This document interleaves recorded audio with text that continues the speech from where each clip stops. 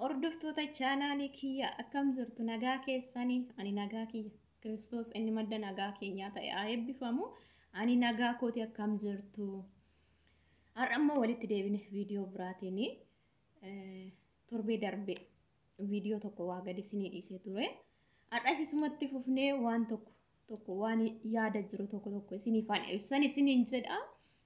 Asumaan garuu warri maatii koo hin taane maatii kiyya ta'a hunda dandeessu jedhaati search godha seenaa subscribe godha share ijoollee biraatiifis godha na jajjabeessaa na bukkee ta'a yaada gaafii yoo qabaattan immoo koomentii jalatti na barreessaa isiniin jedha akkas har'a walumaan gara yaada isa jiru torbee darbeetti itti fufnee isiniifan ibsa jechuudha.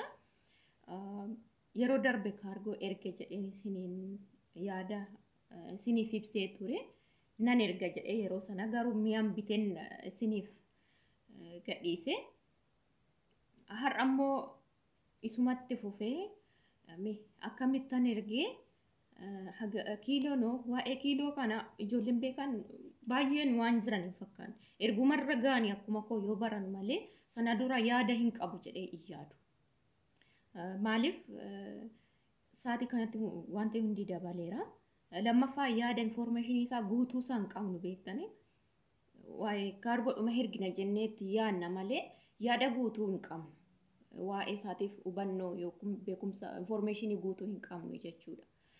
Kanaaf ani jalqaban nan ergeedhu normaali nama birrina ergaa ture nan ergee kiiloo meeqa jennaan birri jaanaan jedhanii jalqaba jechuudha ji'a sadii wayii dura okay jedhee mi'a bitachuutti jedhee mi'a bitadhee erga nama torbee darbe qonnaa fuudhi jedheen birrii 7 shilingii naan jedhe jechuudha. Birrii 7 shilingii jechuun kan Dubaayitiin kan Saudis I think wal fakkaata natti fakkaate na kiiloon baay'ee dabalaa jira tokkoffaadha. Ammasuma torbeen booddee birrii 8 in ta'a jedheen yaada. Akkasiidha. Birrichi baay'ee dabalee jira kiiloo tokkotti kan kaffaltan birrii 7 shilingii jechuun baay'ee ulfaataadha. Mi'a bittanii kaatanii jechuudha. Lammaffaa immoo erga ergitanii kan ittiin ergamu waan akkasii waan jedhamudha birrii 250 birrii 250 har'a meeqa dhufa isa herreguu dandeessu jechuudha. Gabaa gurraacha nu ergitanii mi'a tokko fakkeenya mi'a tokko yoo mi'a bittan sana kiilootti kanfaltu asii kunoo kan ergamuun birrii amma kana sin gaafatu galtanii hin fuutu iddoo biyyaayyuu bakka kaargootti ergitanii mana keessaniin qaqqabsiisuudha mi'a tokkotti hammam akka ta'e ilaala baay'ee tokko ulfaataadha jechuudha. Kanaaf ani yaadni kun walumaa galatti ijoolleen tokkoof share kan hin godhu sanaa yoo ergitan mi'a hija qabu yookiin biyya ala in argadhu yoo argames originaala miti isa jettan tokko malee uffata erguu minaa waan akkasii gonkuma isaatoyyuu in erginaa isiniin jedha. Waan akkasii yaada akkasiin qabaan mi'a okay kun dirqama koo haa ta'u mee jettan tokko yoo bittan garuu okay homaa rakkoo hin qabu jechuudha. Kanaadha. Ana amma fakkeenya mi'aan gadda viidiyoo isaa gadi isinii dhiisee naqadheera. Miicha sana kaartoonii isa biraa yoo jettaniin birrii 50 Dubaayitii fidata. Isiniif kan ashagan birrii 50dha. Yoo fi ashagattan garuu waan tokko rakkoo hin qabu mana keessatti. Kaartoonii soo qabaattan jechuudha. Ani garuu jalqaba barmeelii ani ergadheen ture. Barmeeliin baay'ee barbaachisaadha. Tokkoffaa miini keessan akka kaartooniin ciccituu danda'a waan akkasiiti. Garuu barmeeliin hin cafaqama malee hin citu. Lammaffaas yoo galees hin fayyada barmeeliidha waan ta'eef jechuudha. So jalqaba inni ergama okay hin danda'ama naan jedhame turanii immoo barmeeliin dhorkame naan jedhanii. Kanaaf egaa dhorkame naan jennaan immoo kaartoonii maan ergee jechuudha. Kanaaf inni kun akkanumatti jira yoo danda'ame biyyi tokko garuu ammas Kuweetis dhorkameera.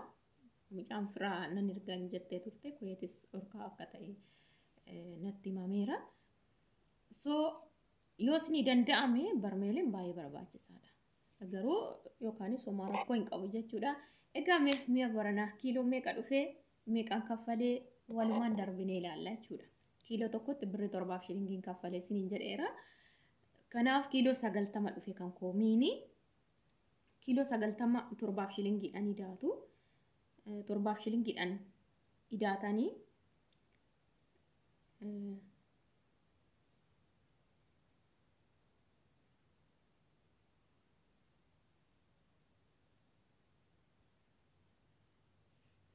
torbaaf shilingiidhaan idaatu birri 250 kan ittiin ergamu isa jedhanimudha.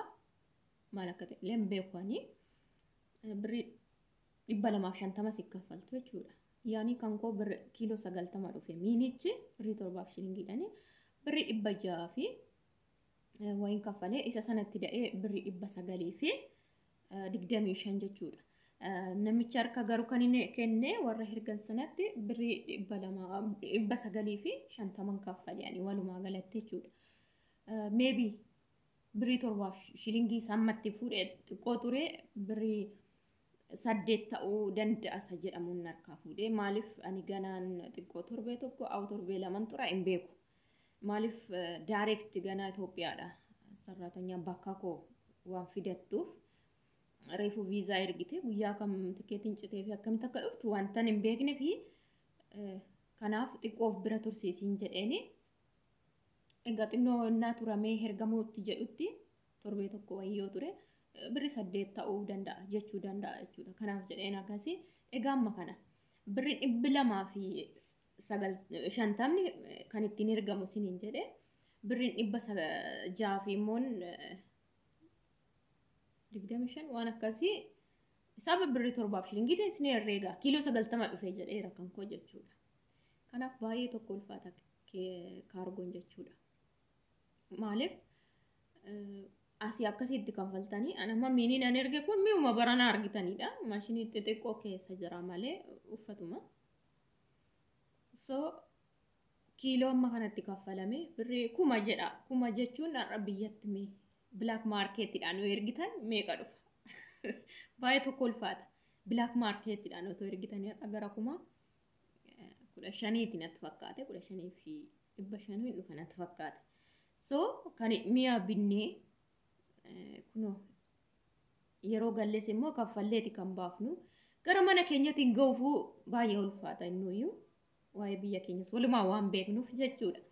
So walumaa galatti baay'ee tokko in ulfaata garuu yaanni ani qabu ijoolleen dirqama erguun qaba yoo jettan mi'a maashinoota original ta'an asii bitachuu barbaadaniin ala garuu mi'a biraa uffata minaan waan akkasii hergina isa jeta yaada akkasii otoo dhiistanii isiniif ibsa maaliif baay'ee ulfaata jechuudha. Kanaaf yoo hin ergina jettan mi'a original ta'an tokko tokko qabadha. Dirqamas maashinii tokko tokkoon ol baay'ee kaffalchiisa waan ta'eef maashinoota xixiqqoo bitadhaati.